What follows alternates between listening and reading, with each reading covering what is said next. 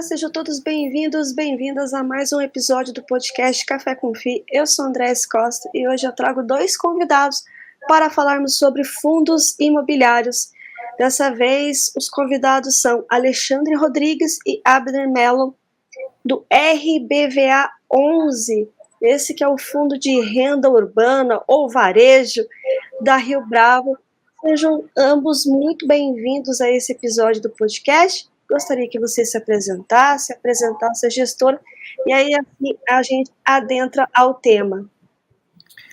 Legal, obrigado, Andréia, pela introdução. Eu sou Alexandre Rodrigues, sou sócio da Rio Bravo Investimentos, trabalho aqui na casa há 12 anos, então participei bastante assim, do começo da indústria de fundos imobiliários, de como a indústria se transformou até hoje, e também da transformação do RBVA, que foi bastante significativa aí nos últimos 12 anos, né? Eu estou aqui na Rio Bravo basicamente desde que o fundo foi criado, né?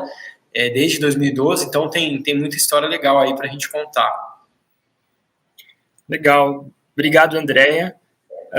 Eu sou o Abner, sou analista aqui do fundo, já estou na Rio Bravo há 5 anos, e desde que eu entrei na Rio Bravo, eu trabalho nesse fundo, no RBVA, então eu peguei a história dele ali desde a transformação de um fundo passivo, né, passando por um fundo ativo, desde a primeira venda dos imóveis, desde as primeiras aquisições. Então, assim, eu tenho todo o histórico e acompanho o fundo de perto e tenho me dedicado na Rio Bravo 100% ao fundo. Maravilha! Então, aí vamos primeiro entender nesse mercado, né? Vocês que estão aí há bastante tempo e viram toda essa transformação, em especial do fundo, de agência para a renda urbana, né? Como é que foi essa transformação quando vocês viram esse ponto de virada de chave, né, no fundo, e os desafios que vocês têm encontrado a respeito? Legal, André. Deixa eu só também comentar um ponto. A gente entende que o Rio Bravo Renda Varejo, ele é de fato um fundo de varejo, né? Às vezes a gente vê classificações do fundo como agências ou como híbrido, e não é bem assim que a gente entende, né? A gente, dentro do varejo, queremos estar basicamente em 3 segmentos de imóveis de varejo. Queremos estar nos segmentos que a gente chama de high-end. O que são esses segmentos? Basicamente, são imóveis que ficam na Paulista, na Oscar Freire, no Leblon, nos Jardins, em Ipanema. São imóveis que têm características para as companhias montarem as suas lojas conceito, né, as flagships que eles chamam, dentro dessas localizações. São localizações que têm muita demanda, que têm baixas taxas de vacância e que já têm uma representatividade grande do fundo hoje. A gente está falando algo próximo de 26% de imóveis nesse tipo de localização.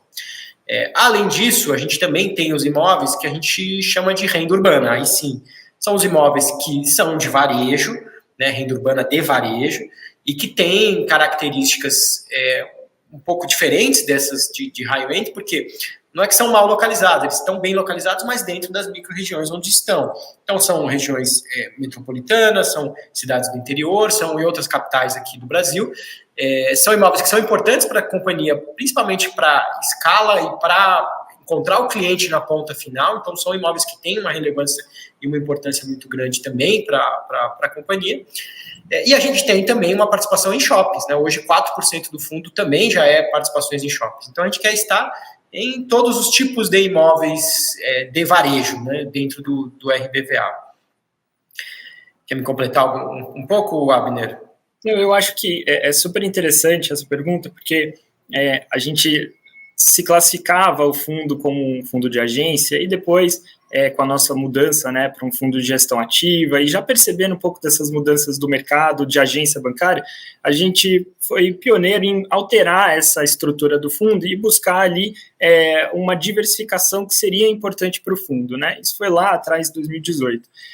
E a gente sempre entendeu o fundo olhando a perspectiva do imóvel, né? E o imóvel, uma agência bancária, nada mais é que um imóvel localizado numa região em que tem uma demanda ali por consumidores físicos, né? Então, a agência bancária, ela existe, ela está sendo operada como uma agência, mas ela pode ser operada como qualquer outro tipo de estabelecimento, supermercado, drogaria. academia, enfim. Então, a gente já via esse potencial, principalmente porque as agências, quando elas nascem, elas criam ali um ambiente, um sistema econômico, né, em volta dela, de forma bem orgânica, e ela acaba criando um ponto ali importante em que a cidade, a região se desenvolve um pouco em volta também da agência, né? Então, assim, quando a gente buscou e viu o potencial desses imóveis, a gente entendeu que, olha, o mercado está se digitalizando e a gente precisa diversificar também o nosso portfólio, né? Assim o fundo ganha também mais tração e assim a gente consegue deixar o fundo mais bem precificado na bolsa. Então, foi com esse olhar, assim, do varejo que a gente percebeu, o que a gente percebeu e fez essa mudança, né? O que o Alexandre comentou é que também o varejo ele tem uma tendência, principalmente nos dias atuais, de não ser um varejo de prateleira, né? Um varejo que você vai simplesmente para encontrar o menor custo e efetuar sua venda, sua compra.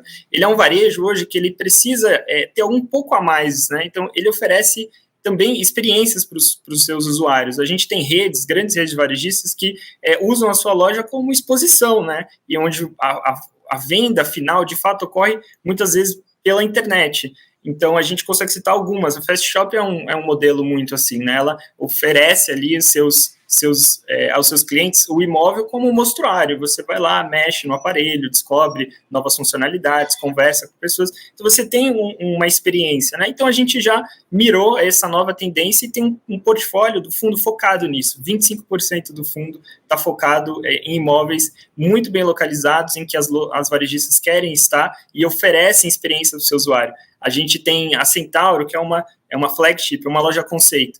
Ela tem na loja, no pavimento térreo ali, ela tem uma arquibancada que você consegue sentar e assistir o jogo. Você consegue assistir apresentações de influencer, outras apresentações.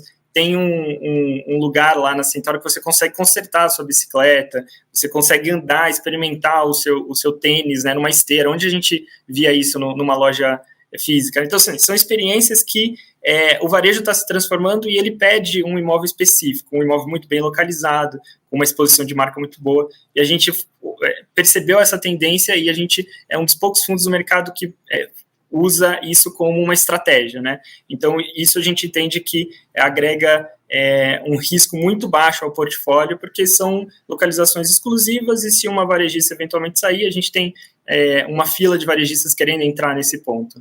E os desafios, né, desse mercado que vocês vêm observando, dentro do fundo mesmo e no mercado em geral? Os desafios são de fato bem grandes, principalmente levando em consideração que a gente está saindo agora desse contexto de pandemia, né? A pandemia foi muito difícil para os varejistas, né? Então, a gente passou assim de um momento onde todas as varejistas estavam captando dinheiro, estavam investindo com taxas de juros muito baixas, captando dívidas. Em 2019, de repente a gente viu um contexto de pandemia onde muitas lojas tiveram que ficar fechadas e muitos segmentos tiveram que sofrer bastante.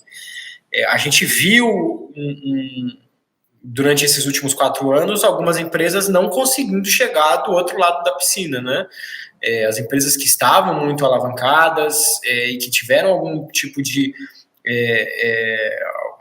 de dificuldade operacional também para operacionalizar suas vendas e suas operações, algumas delas não sobreviveram ou algumas delas estão aí com grandes dificuldades.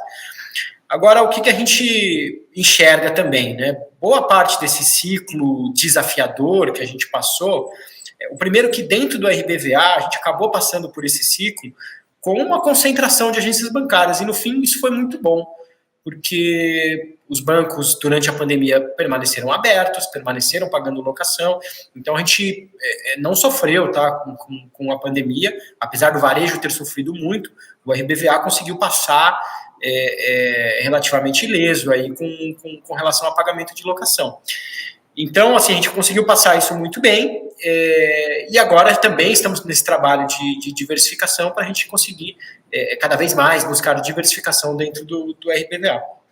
E agora também a gente está enxergando que parece que esse ciclo vem chegando ao fim, né? a gente já está vendo as taxas de juros começando a cair, isso começa a aliviar um pouco os balanços das varejistas, que por outro lado também começam a pensar em investir, o consumo das famílias também começa a aumentar, o varejo foi muito bem aí nesse primeiro trimestre, então a gente começa a ver um ciclo positivo começando, tá? E isso tende a ser favorável para o RBVA para os próximos anos, à medida que essas empresas cada vez mais vão querer buscar imóveis bem localizados, que é onde a gente tem se especializado em estar. Então, a gente acredita que os últimos anos foram desafiadores, a gente conseguiu passar relativamente bem por esses anos desafiadores, e que os anos seguintes, a gente acredita que o mercado deve melhorar e deve ser relativamente diferente, né, dos desafios que a gente viu. Agora sim, né, vamos adentrar, né, mais a fundo, né, na tese, na estratégia e na perspectiva, né, 2024, como é que vocês estão vendo o RBVA? Legal. Eu vou comentar um pouquinho aqui, porque é interessante, assim, tudo que a gente já fez no fundo e como ele tá, a nova cara dele, né? Então, a gente, dado esse contexto, nessa transformação do varejo, a gente, enxergando esse potencial nesse nosso portfólio, que era concentrado 100% em agência, a gente começou um trabalho ali de formiguinha, que era um desafio no começo, a gente também aprendeu com essa evolução do mercado, mas a gente começou a alienar os nossos ativos, né? Então, a gente percebia que ele tinha uma demanda muito, muito forte pelos investidores, pessoas físicas, até um pouco de institucional, em certa medida, mas a gente percebeu que tinha uma liquidez muito grande nesses imóveis. E a gente começou o trabalho de diluição do portfólio de agência, concentrado 100% em agência, através das vendas. E a gente conseguiu, desde então, vender mais de 140 milhões de reais, e desses 140 milhões de reais, mais de 35, por volta de 35% é ganho de capital. Então, a gente consegue vender esses ativos de maneira rápida, boa, com escala, né? E a gente vende, assim, ao longo dos anos, algo como 3, 4 agências por ano, e que isso faz com que a gente mantenha o nosso resultado não recorrente expressivo e alto, né? Então, a gente fez esse trabalho, e esse trabalho é estratégico para Rio Bravo, para o fundo, e a gente vai manter ele, porque o nosso portfólio ainda tem algo como 700 milhões de reais em agência, 750 milhões de reais em agência, né? Então, esse foi um trabalho importante, uma via em que a gente encontrou para poder diluir as agências e diversificar o fundo, né? Um outro trabalho, foco no varejo high-end, como o Alexandre falou no começo da apresentação, que a gente buscava comprar imóveis muito bem localizados. Então, a gente cresceu esse portfólio através da aquisição da Renner, na Oscar Freire, da Centauro, na Paulista com a Pamplona, numa loja no Leblon, que era alocada para a C&A, hoje está alocada para o Investment Center do Itaú. A gente cresceu esse portfólio também olhando um pouco o varejo essencial. Então, a gente adquiriu 10 imóveis voltados para supermercado, né? 2 se transformaram em atacarejo para o açaí, os outros 8 estão locados para o GPA. Então, o fundo, em 5 anos, passou de 100% de agência para algo como 45,8% em agência bancária, e o restante está pulverizado em diversas operações. O varejo alimentar, com o Coco Bambu, na Haddock Lobo, é um restaurante, né, na verdade, o varejo vestuário, moda, com a Renner, a Centauro também, um vestuário esportivo. Então, a gente conseguiu transformar o fundo de modo que ele ficasse bem diversificado. O que a gente enxerga para o futuro? A gente quer que o fundo cresça mais ainda, ganhe mais escala, para que ele possa transformar esse percentual de agência em algo como 20%, 25%. A gente não quer diluir 100% das agências, porque elas pagam bem, né, elas pagam um valor de locação atrativo, é um inquilino que está muitas vezes há mais de 10 anos no imóvel. A gente tem agências da Caixa que estão desde 1980 ocupando o imóvel. Então, a gente tem uma confiança na perpetuidade desse imóvel principalmente na localização em que a Caixa ou o Santander ocupam, né? Então, a gente pretende diluir ainda, porque assim, a gente ainda tem bastante ganho de capital para fazer, e crescer o fundo nas outras vertentes, principalmente pensando num varejo high-end e num varejo renda urbana, que, como o Alexandre falou, ele traz ali para a gente uma escala maior, né, porque eu consigo fechar contratos de imóveis como o supermercado acima de 100 milhões de reais, 150 milhões de reais, e eu coloco para dentro do fundo contratos atípicos importantes. E essa escala que a gente ganhou nesses últimos anos e também essa diversificação permite com que a gente consiga, por exemplo, participar de BTS super importantes. Uma das últimas movimentações do fundo, e foi a alocação do capital captado na última emissão, foi uma loja da Porto Belo, ali na Gabriel Monteiro, em que a gente vai participar no início, né, desde o desenvolvimento dela.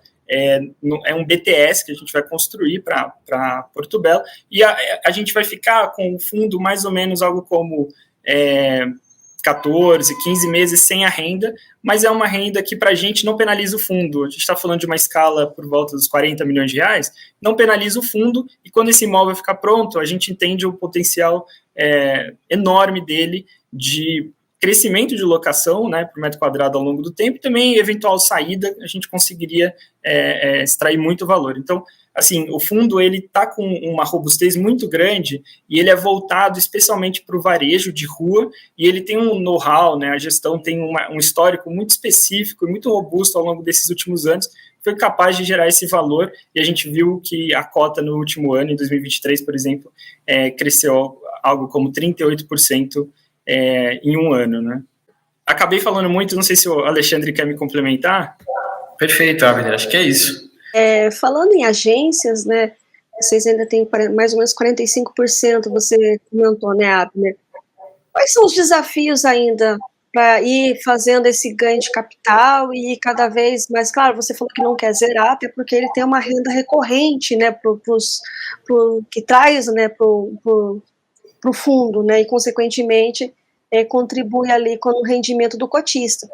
Mas tem alguns desafios ainda a serem batidos para que você consiga diminuir esse percentual ou não? Como é que está? Com certeza, a gente tem desafios relevantes, e acho que dá para falar um pouco também o porquê que a gente não quer sair, né, de 100% das agências. A gente comentou, 45% hoje estão em agências bancárias, mais ou menos meio a meio entre Santander e Caixa. As agências da Caixa, todas que a gente tem, né, todos os imóveis que a gente tem da Caixa, a gente conseguiu renovar. A Caixa não saiu de nenhum imóvel. Inclusive os imóveis que a gente vendeu, a gente também sabe que foram renovados. A Caixa tem um perfil diferente, é um banco diferente, né, um tipo de agência diferente, porque tem um perfil social, tem um perfil de pagamento de benefícios. Então ela precisa encontrar o cliente final, na ponta final, e a Caixa tem um número de fechamento de agências expressivamente menor do que dos bancos privados. Então isso garante para a gente uma resiliência de renda bastante interessante. E isso está na metade, mais ou menos, desse portfólio. A outra metade do Santander, a gente também tem imóveis que a gente acredita muito do potencial de real estate deles, no potencial da localização e no potencial que eles têm de gerar dividendos de longo prazo.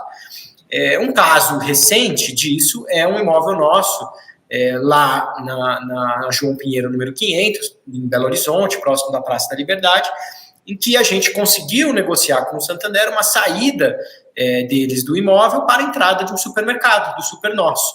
Então, isso para a gente foi muito relevante e demonstra, sim, a capacidade desses imóveis de encontrar novas vocações além das agências bancárias. E imóveis que estão bem localizados, e que tem o fluxo de pessoas, fluxo de carro, uma boa exposição de marca, ele tem capacidade de atrair os inquilinos e tem capacidade de encontrar novas vocações. E é isso que a gente acredita também bastante para alguns dos nossos imóveis aqui. Então a gente tem imóveis, por exemplo, a gente tem um Santander na Paulista, que tem vocação até para incorporação, vocação para diversos outros tipos de varejo, que é um imóvel que está na cara do metrô, tem exposição de marca, que é uma agência bancária, mas que é um imóvel e que a gente acredita em diversos tipos de uso para aquele tipo de ativo. A gente tem também imóvel na Liberdade, na frente do metrô, a gente tem imóvel no melhor centro comercial de Jundiaí, a gente tem imóvel na rua principal de varejo de Santo André. São todos imóveis que, na nossa visão, têm muita capacidade de extrair valor para outros segmentos também.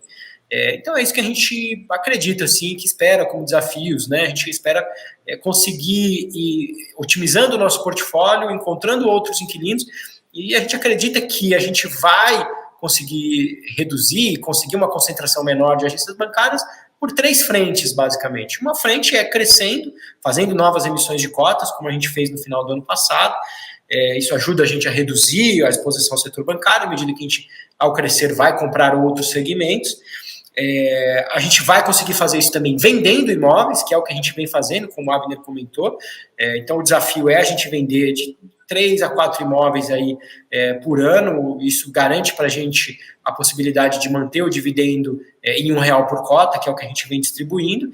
Então, garante um dividendo não recorrente bom, à medida que a gente também vai reduzindo exposição ao setor bancário, e também através dessas operações, como a gente fez agora com o Supernosso, com o Santander. À medida que a gente for encontrando esse tipo de oportunidade, a gente deve continuar fazendo esse tipo de operação, porque a gente acredita bastante que um fundo diversificado, com diversos inquilinos, que não esteja tão concentrado no setor bancário, tem potencial para negociar com dividend yields mais baixos, ou seja, tem potencial para ter uma valorização no mercado secundário, e que é o nosso objetivo aqui final como gestores, né, trazer, valorizar no final das contas o patrimônio dos nossos investidores aqui dentro do RBVA. E me veio agora, né, você começa nessa fala, em relação a segmentos. Nós estamos vendo aí, né, tem lojas de construção, né, no mercado como um todo, né, supermercados, restaurante, lojas de artigos, né, esportivos, enfim. Tem outros segmentos, Alexandre e Abner, que podem, né, no futuro próximo, também estar ali dentro de um portfólio de um varejista ou de um renda urbana, como queiram chamar? Sim, assim, dá para dizer que para o renda urbana, vamos dizer assim, para os imóveis que não são os imóveis que ficam na Oscar Freire, na Paulista, a gente gosta bastante de consumo essencial. Então a gente tem já 2 atacarejos, um em Guarulhos, outro em São José dos Campos, e a gente é um segmento que a gente gostaria de aumentar a exposição, sim. A gente gosta de consumo essencial também em supermercados. A gente gosta de farmácias também, também de fato consumo essencial, apesar de ser um segmento difícil de ganhar escala, porque são imóveis pequenos e difícil de você comprar eles em pacotes, né? Mas é um segmento que a gente acompanha e acompanhamos assim de perto também. E aqui, vamos dizer assim, dentro desses imóveis high-end, esses imóveis que ficam nas localizações premium aqui de São Paulo e Rio, aí a gente tem uma abertura maior de segmento, porque de fato são localizações que cabem diversos tipos de setores. Então, por exemplo, a Portobello, que a gente comprou, que fica na Gabriel Monteiro, aqui no Jardins de São Paulo, é uma região que tem já uma tradição para imóveis, para, enfim, o segmento de construção de alta renda. Então, é por isso que a Portobello quer criar uma flagship, uma loja conceito nessa localização. Porque lá, de fato, todos os concorrentes deles estão lá também, e ele quer ter uma loja que chame atenção e que consiga converter vendas não só naquele momento, mas também para o cliente que entra naquela loja se torne um cliente da Portobello, né?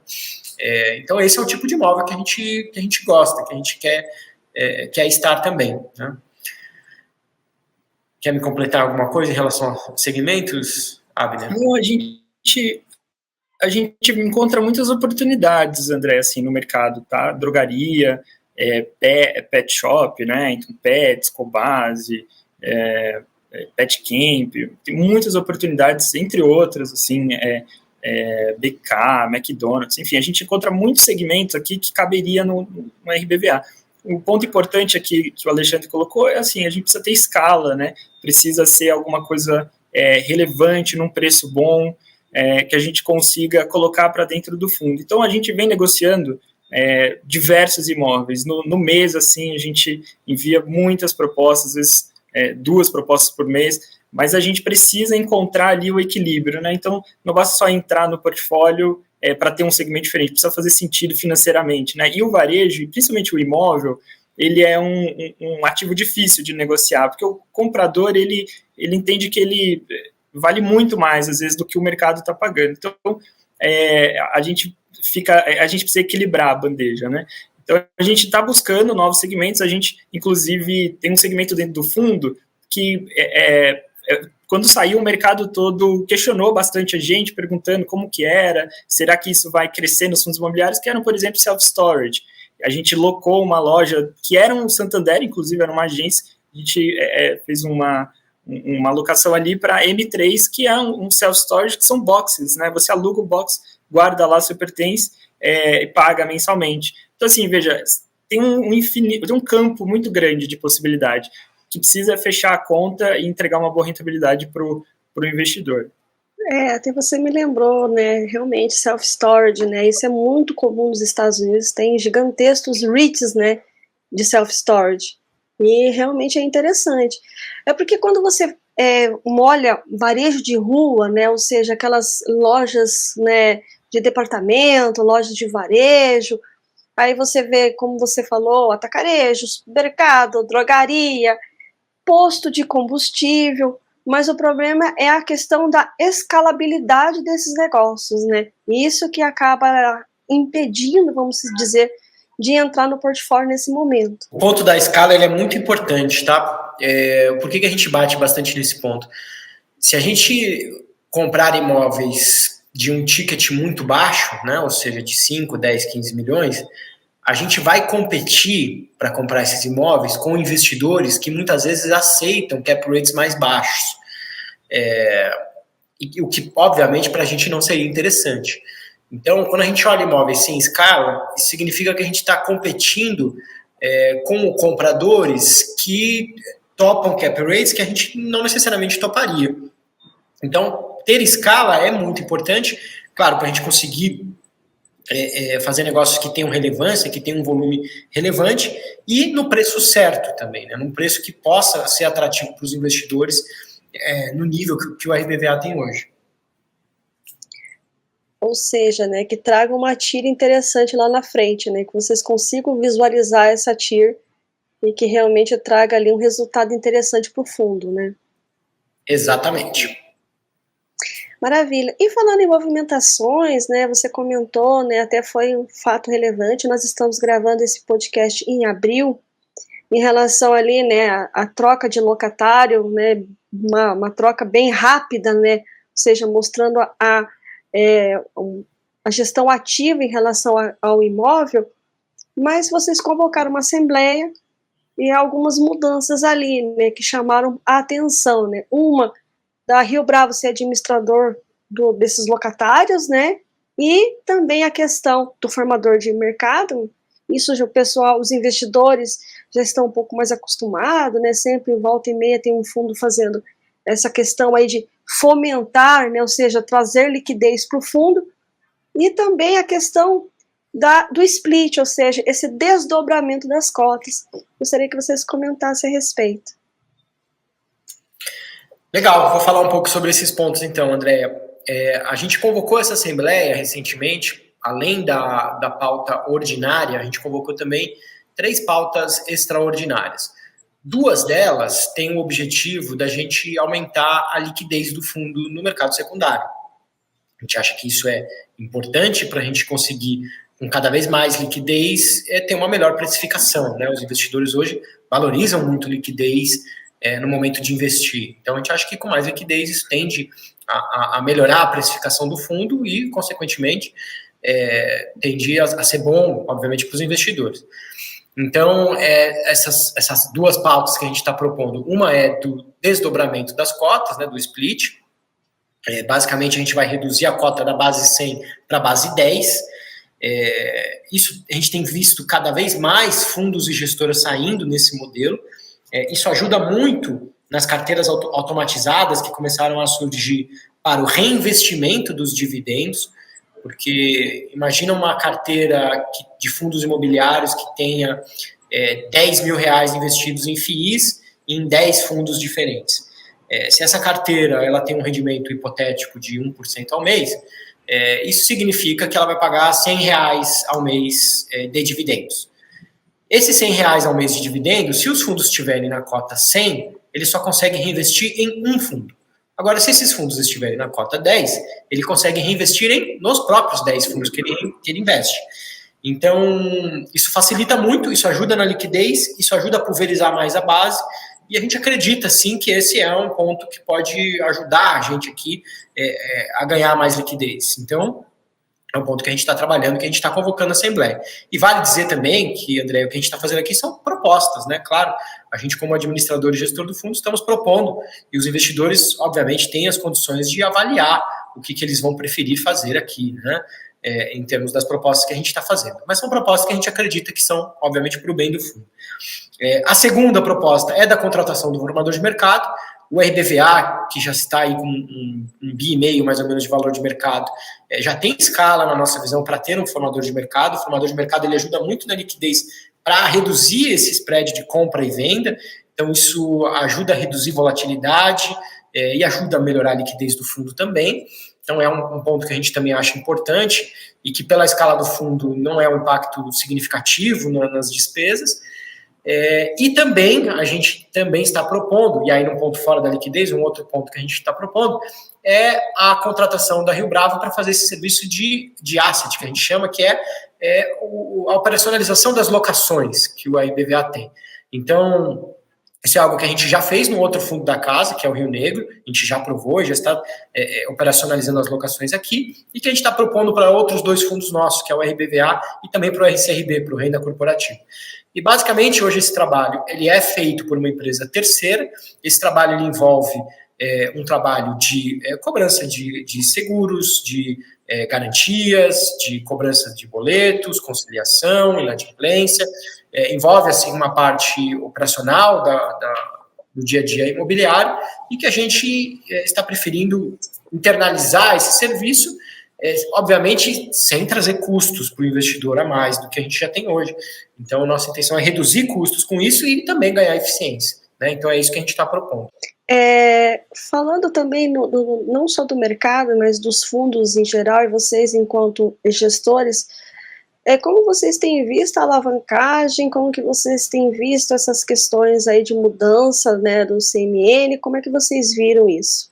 A gente tem sido, Andréia, bem conservador em termos de alavancagem nos nossos fundos, não só no RBVA, mas nos outros fundos também. A gente nunca tivemos aqui na Rio Bravo uma postura de ter fundos muito alavancados.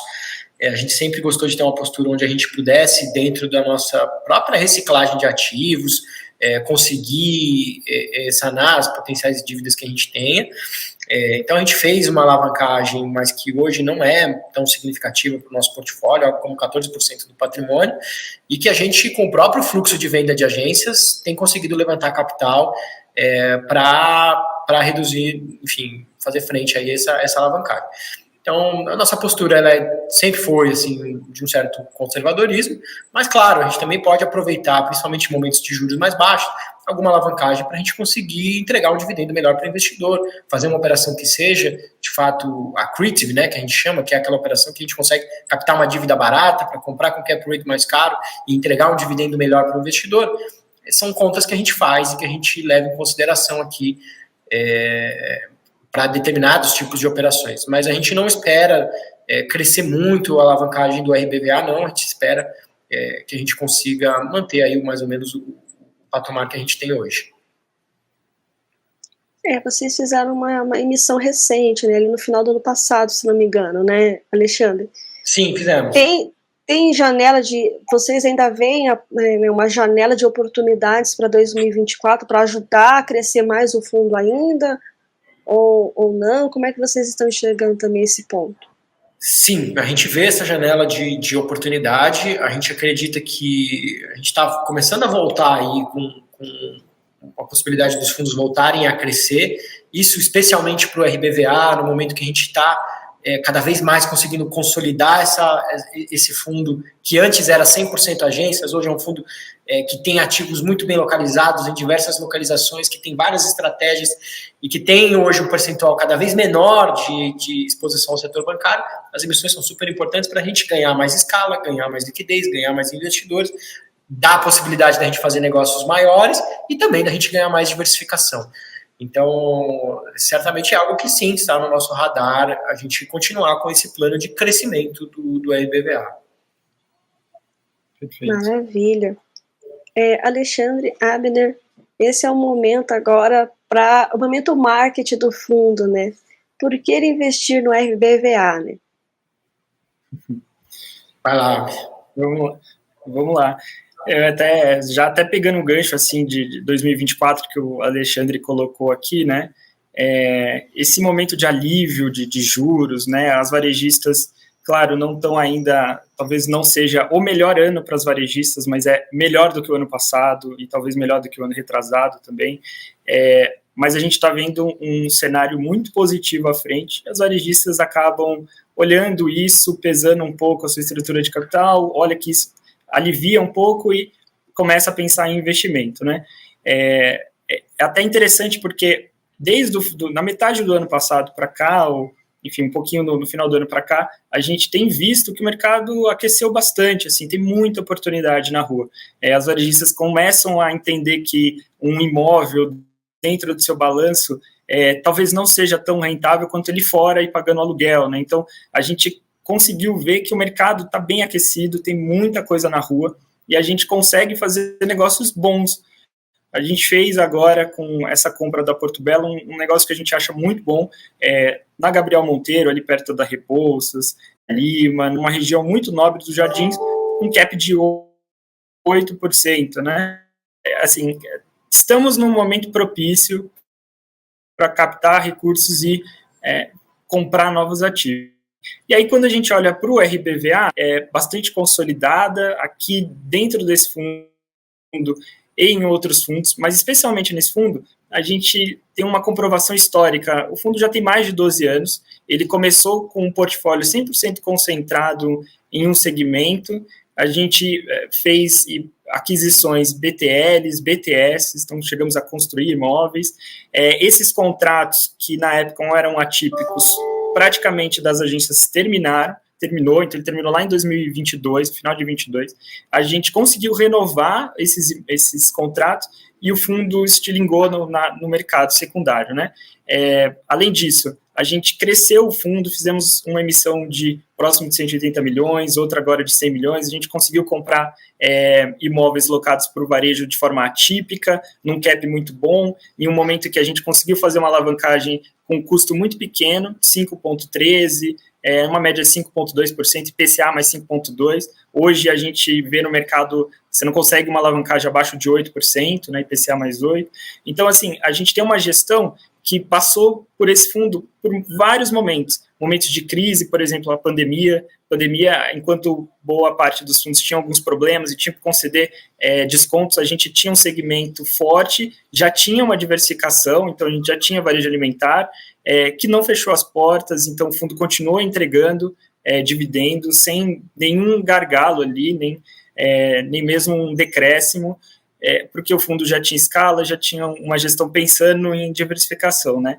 É importante lembrar também que o RBVA, ele teve vacâncias que a gente conseguiu provar a nossa habilidade de conseguir locar, né? Então a gente compramos um imóvel na Haddock, um restaurante que era locado para o Nobu, ficou vago na pandemia, a gente conseguiu locar para um restaurante, uma loja conceito também do Coco Bambu, que está lá até hoje. A gente teve vacância no Leblon, que era alocado para CIA. A gente locou para um projeto super diferenciado do Itaú, um investment center. É o primeiro investment center do Rio, é o único do Rio, e só tem 2 no Brasil, que é no Rio e em São Paulo. Então, a gente consegue ter uma capilaridade com as varejistas e conseguir fechar negócios muito positivos. Só terminando ainda sobre vacância, a gente tinha esse imóvel do Santander na Paulista, a gente locou para M3, self-storage, a gente tinha agora esse imóvel, que a gente já tinha avisado em janeiro que ele ia ser desmobilizado pelo Santander, conseguimos fechar uma locação rápida.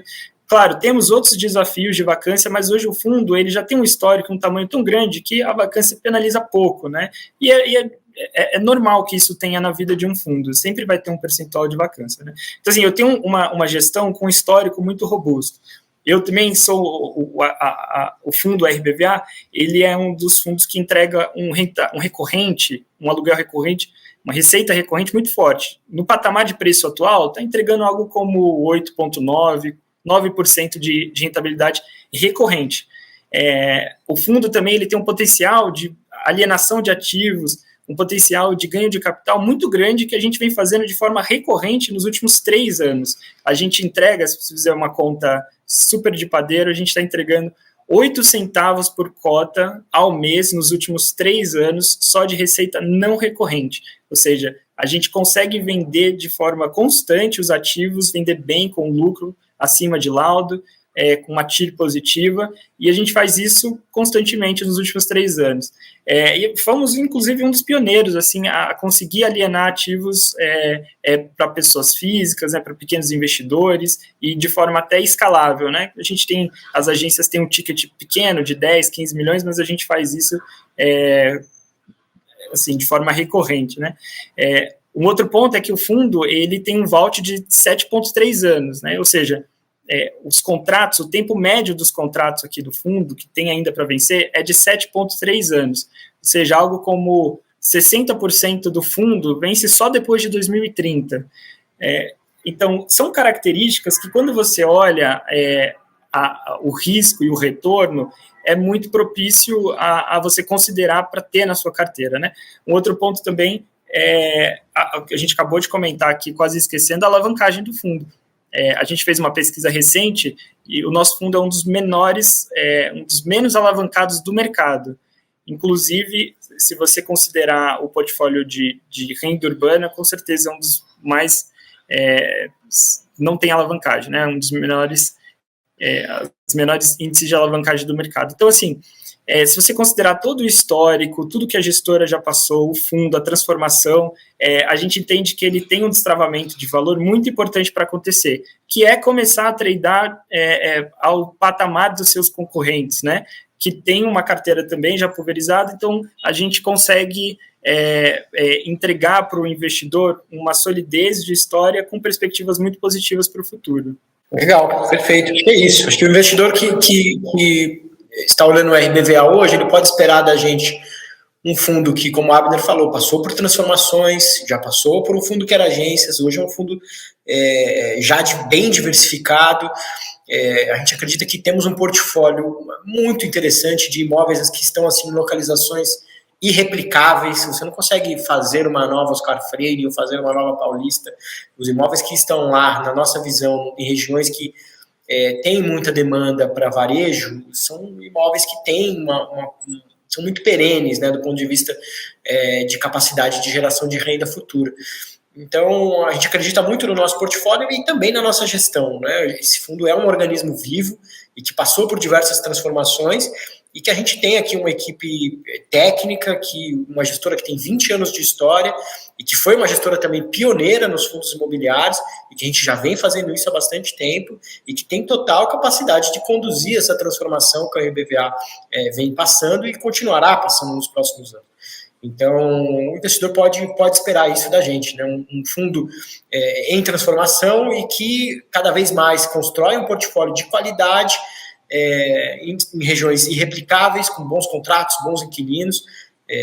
Acho que é um pouco isso, Andréia. Mais uma vez, muito obrigada por vocês terem aceito o meu convite e estar aqui conversando conosco a respeito não só do mercado, né, varejista, renda urbana, mas também trazendo aí informações a respeito do RBVA 11, muito demandado, por sinal, para saber um pouco mais e conhecer um pouco mais e entender, né, a tese estratégica e também a perspectiva aí do fundo.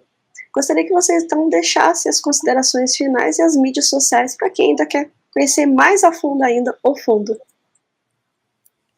Obrigado, André. Super obrigado pelo espaço. Para a gente também é muito legal poder estar aqui e explicar um pouquinho do nosso trabalho. Então, a gente fica muito feliz de estar aqui também. A gente que agradece o convite. Quem quiser conhecer um pouquinho mais sobre a Rio Bravo, a gente pode seguir a gente no LinkedIn, no Instagram. Nossas redes, a gente tem o ticker da nossa... O ticker não, né? O arroba das nossas redes é o Rio Bravo Investimentos. Então, pode seguir a gente lá para conhecer um pouquinho mais do nosso trabalho. Muito obrigado, Alexandre, Abner e pessoal. Até o próximo episódio, então, do podcast Café com Fi. Tchau, tchau. Tchau, tchau, Alexandre. Tchau, tchau, Abner. Obrigado, Andréia. Tchau, tchau.